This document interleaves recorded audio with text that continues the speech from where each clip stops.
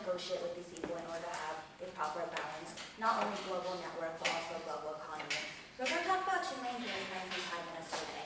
First of all, we're going to talk about the necessity of taking this policy and going into this, what was it, the one something, and then going into the context of why exactly it isn't that bad considering the fact that China is becoming a lot more liberal, and it's all, maybe not liberal, but becoming a lot more like better in human rights and all that. And secondly, we're going to talk about the economic advantages and how it's going to better Japan as a whole.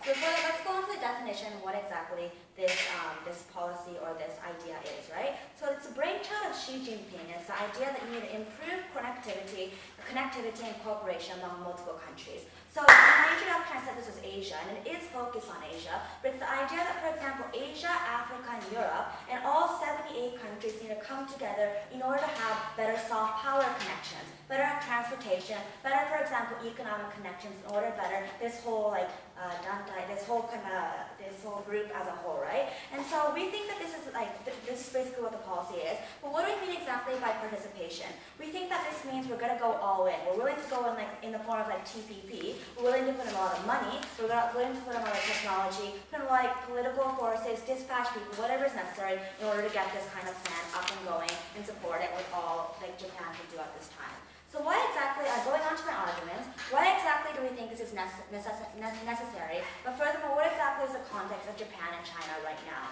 So currently we think that it is especially important for Japan to go into this plan right now. Why is that? Because of the increasing presence of the United States, right? Not only do you have an increasing monopoly of the United States, trying to monopolize the world economy, trying to monopolize, for example, by shutting down the WTO, by trying to monopolize the political discussion that's currently going on. And we think that because of this, this is shown by the way, that is, for example, they're trying to increase their presence in Asia by strengthening their military bases, by increasing the power that they have within them. And in this way, but furthermore, this isn't just military-wise, right? Economically, they're trying to basically strong-arm other countries in FTAs and have them have very advantageous economic relationships, economic ties with other countries. Where do we see this exactly, right? If you look at, for example, US-China trade war, the very fact that China having the second largest economy, not being that dependent on the United States, being able to have basically a self-sustaining economy with incredible companies, but still not being able to properly combat the United States, being able to have to concede to certain tariffs, concede to, for example, certain laws. We think this shows that even a powerhouse like China needs the support of other countries to be able to actually properly counter and go against the United States, right? But furthermore, in the concept, for example, US and Japan trade relations, right? If you look at this a week ago, at the economic ties and the economic agreement met by these two countries, you see that Japan is conceding to cutting down massive amounts of tariffs on, for example, things like beef, things like, for example, agriculture, while the United States sits there, does not agree upon anything, and says, we'll consider actually maybe giving you a leniency on increasing that, the lessening of taxes on, for example, rice, but we're not too sure about that, but you need to agree upon this because you are dependent upon our country, and you need to have our economic supplies, that economic demand, in order to have a better agriculture industry and a better, for example, automobile industry, right? This is mainly where Japan is very dependent, which brings us to exactly where Japan is right now. Why is Japan so dependent on these other countries? It's because of the fact that Japan is massively having a declining population, it's having a lack of productivity, and furthermore, there is a lack of investment going into Japan because people are going to places with less taxes,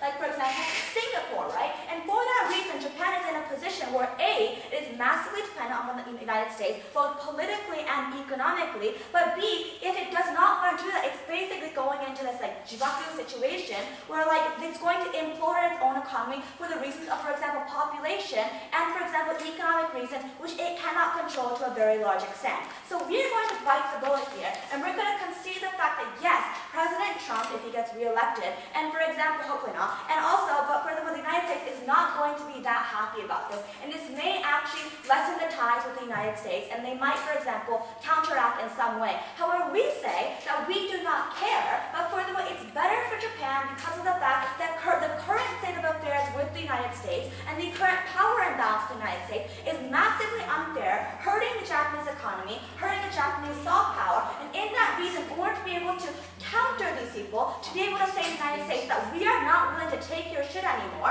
because of the fact that we have all these allies behind us who are willing to back us up. I'll take you right now. And that is going to be massively beneficial to Japan in actually having negotiations and having better ties with the United States.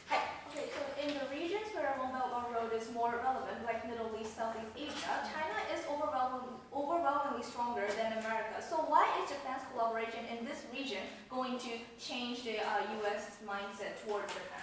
So we're not talking about, for example, Southeast Asia, for example, Africa, right? We already consider the fact that the United States isn't even trying to actually have trade deals with these countries because of the fact that they don't seem as major powerhouses. Right now, the United States economically is focusing on major players like China and Japan. So it's your burden on your side, actually, to show why the United States and current power balance and economic ties between, for example, China and Japan is very fair, why it's beneficial to Japan, but furthermore, why the United States is not going to focus on these countries and go to places like, for example, Southeast Asia or Africa.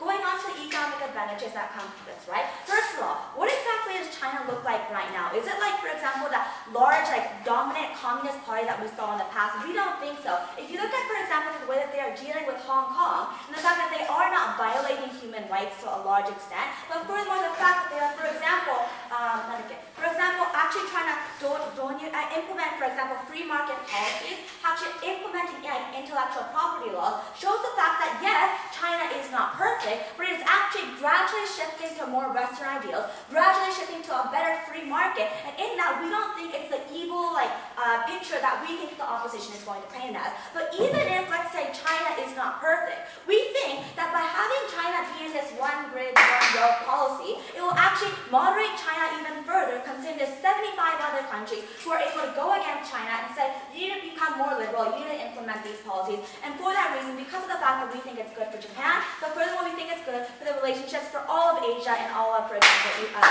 the Middle East, we're very happy to oppose.